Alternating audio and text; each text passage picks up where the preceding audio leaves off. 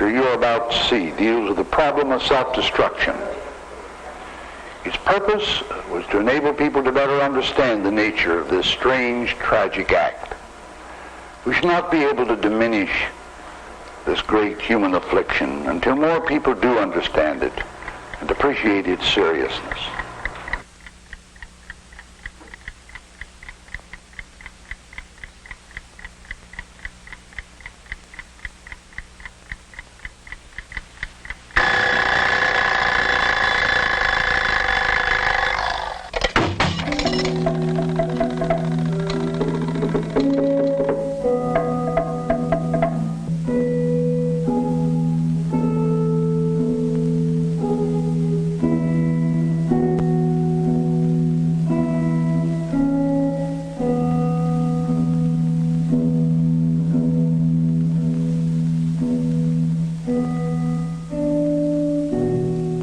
Sonny, we were terribly shocked to hear that you and Louise have separated. We just don't understand. How could you possibly do this to your mother and dad? We've always tried to do the best for you, but evidently it hasn't paid off. How will we be able to face our friends after they hear about this? Some of them knew you as a little boy. It's so shameful. If you and Louise need money, we don't mind sacrificing for you. As you know, Mother and Dad have always done so in the past, and gladly. Of course, you will remember that when you and Louise were married, we felt this might not work out. But you thought it would.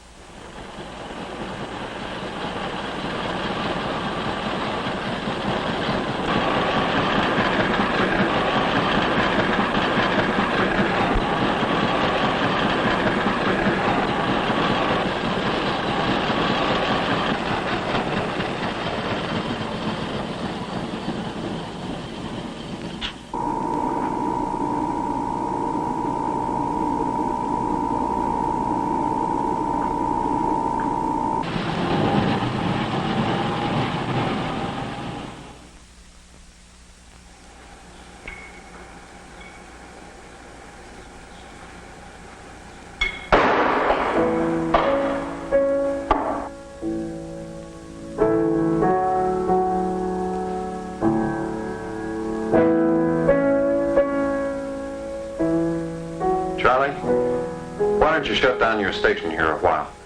I want to talk with you a moment.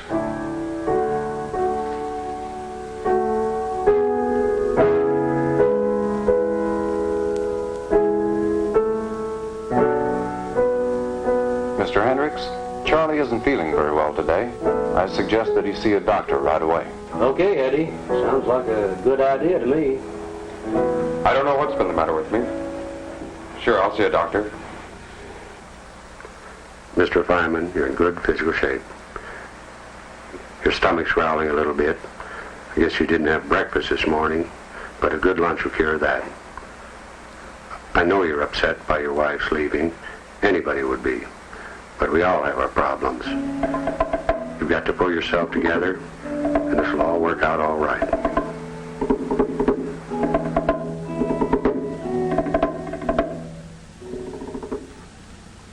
Hello, Louise. Louise, I want you and the kids to come on back home. I know I made a mess of things last week, but I don't know what's got into me. But I think things would be a whole lot better if you and the kids would come on back home. You've said that before, Charlie, but it hasn't worked. You were moping around the place for weeks. When you didn't come home from the tavern the other night until 4:30 in the morning, I'd had enough. I know, Louise. I can't explain, but Well, I think you'd better explain it if you expect us to come back. There are 4 bills on the dresser, which you forgot to pay. I know. I have them here in my pocket. It's always money, isn't it, Louise? How can you say that, Charlie? You ought to be ashamed of yourself. Why don't you act like a grown man? Until you get hold of yourself, nothing is going to work out.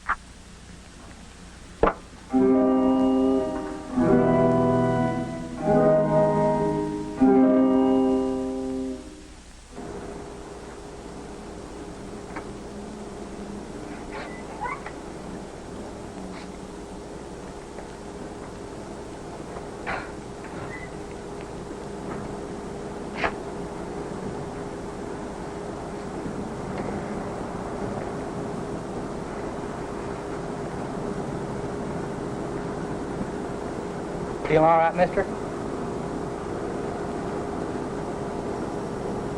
Maybe you should see a doctor. Thanks.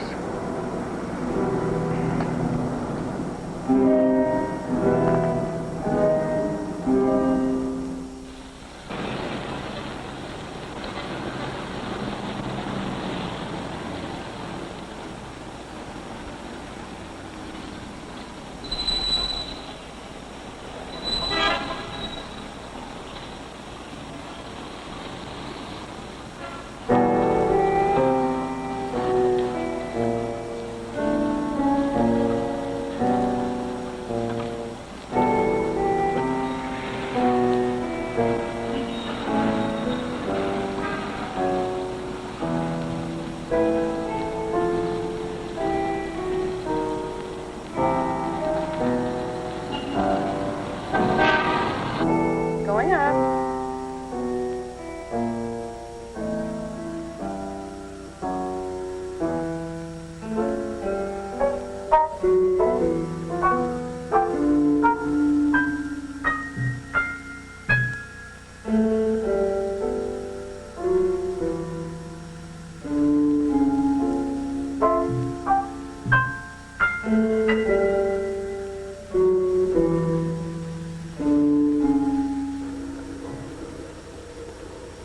Thirty-second floor. This is as far as we go.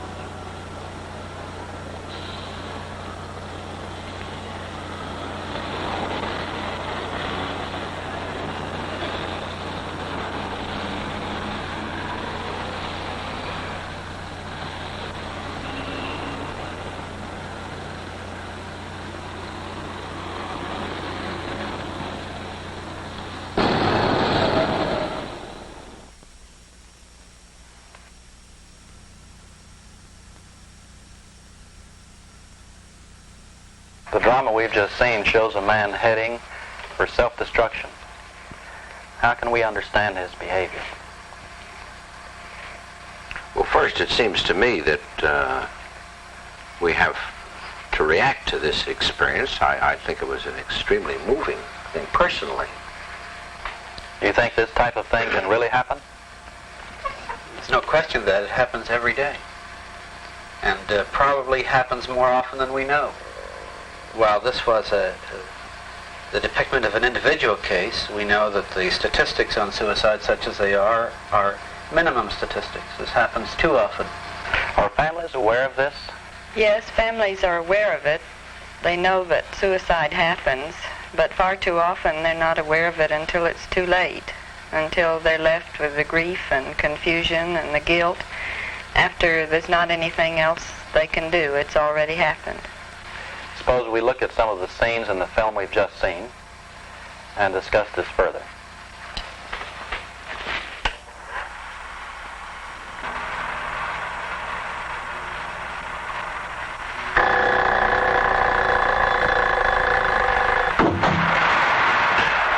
What do you see that's significant in this first scene?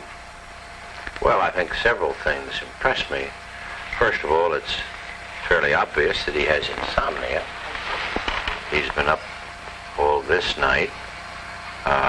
There's the element of rage, too, throwing the alarm clock across the room. He looks depressed.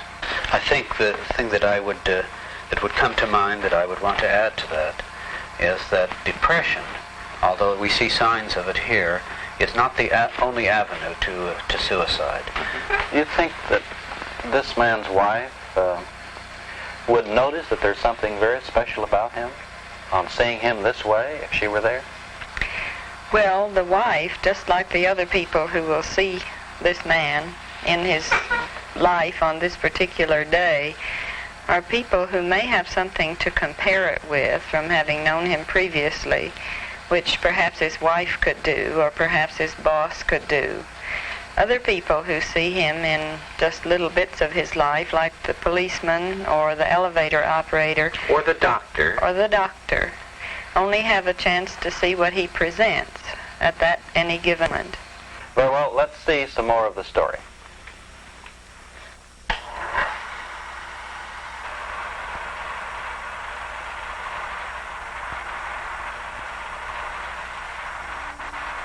What do you see, Dr. Rome? I think you have to see it as a constant waxing and waning of two forces operating in different directions.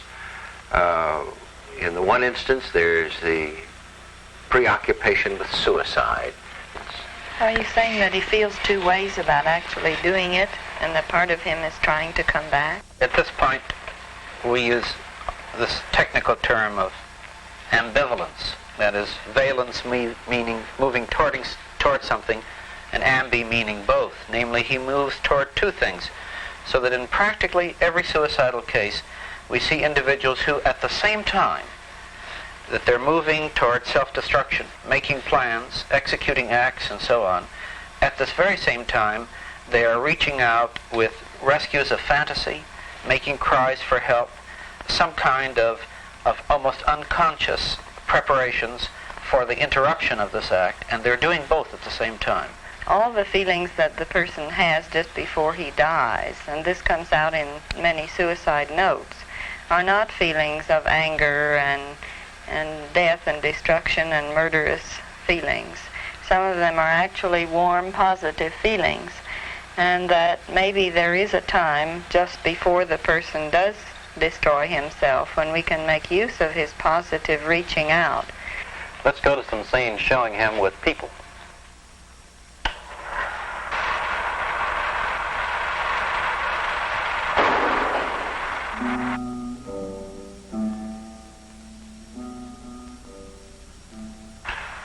I think this word change can't be overemphasized. That's the important thing in this, that if you notice a change in a person, this is the best clue, not for suicide specifically, but all sorts of psychiatric and psychological difficulties.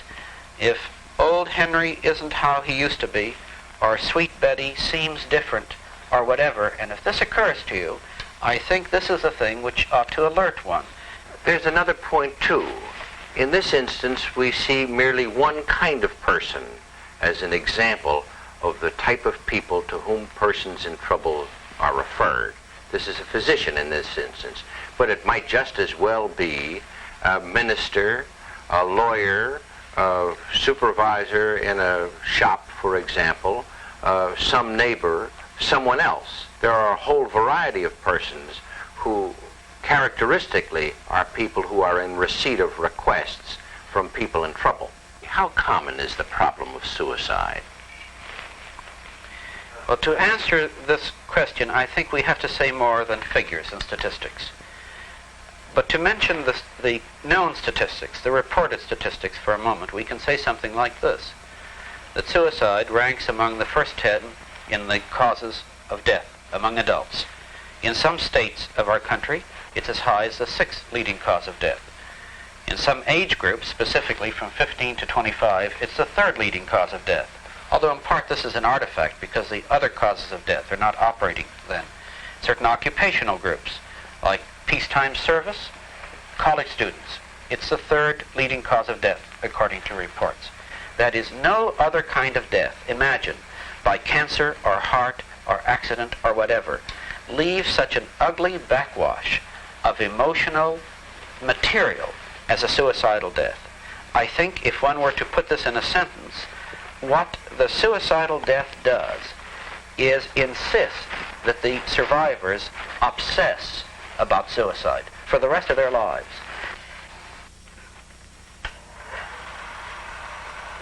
In the film, I see a man standing on the ledge. Do you think he really wants to live? The answer, of course, is yes. We've talked about the ambivalence of the individual. We've talked about the fact that people, at the same time they're killing themselves, reach out for help.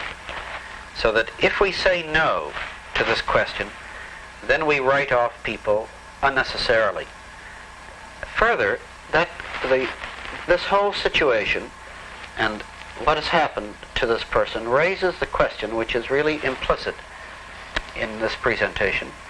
Namely, does one have a right to interfere with this kind of process? Should you save a person who seems intent upon destroying himself? And our whole experience seems to point, without any question, all in one direction. And the question is whether or not one has this right.